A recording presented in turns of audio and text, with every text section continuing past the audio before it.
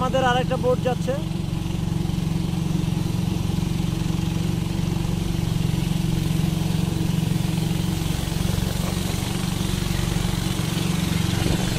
আমি আসাদ সামনে,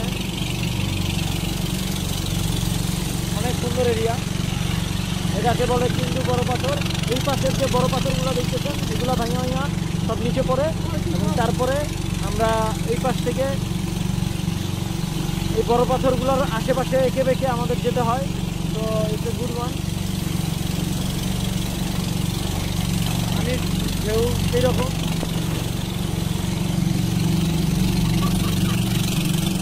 পানি পড়ছে মোবাইলে, এটা সমস্যা নাই। Water and sand proof, it requires nothing actually. হ্যাঁ, একটু সমস্যা হয়েছে, পানি মোবাইলে পড়ছে, এই জন্য খানিক অসুবিধার জন্য দুঃখিত।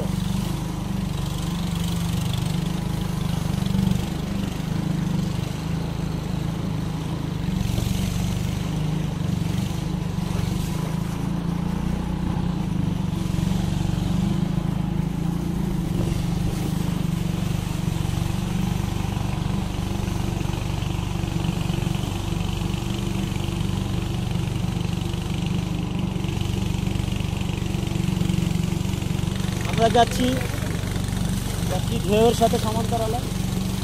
আমার বন্ধুরা আমাদের ছবি তুলতেছে, রাজীব, শাহিন, রাজীব। আপনারা ঢেউগুলো দেখেন, মাত্রাতিরিক্ত অবস্থা।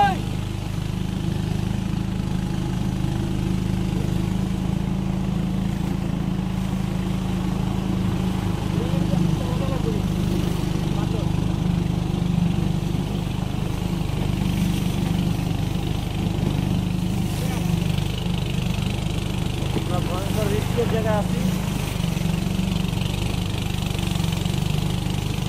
এখানে পড়লে তো অবস্থা খারাপ।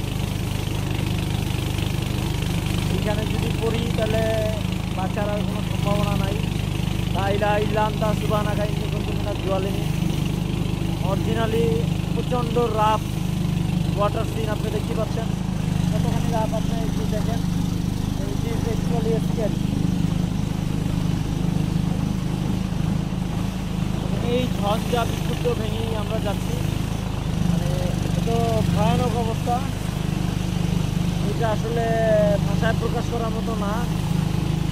এবং মানে কি বলবো, আসলে সৌন্দর্য অতুলনীয়। সৌন্দর্যের সাথে সেরকম দুর্গম, সেরকম ঢেউ।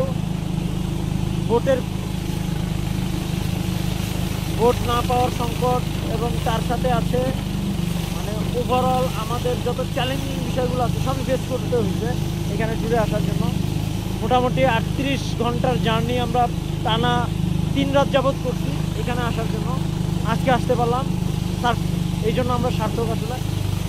আর সামনের যে দৃশ্য দেখা যাচ্ছে সেটা আসলে এক কথা অতুলনীয়। বোটের নিচে পাথর পড়তেছে, শেকি হচ্ছে, এবং শেক হওয়ার কারণে আমরা আশেপাশে পাখির কলতান শুনতে পাচ্ছি। অসাম ভিউ চারপাশে। আমার পশ্চিমবঙ্গরা সামনে আরেকটা পাহাড়ি স্টোভ আছে, আমরা সেখানে আমাদের উঠাবো।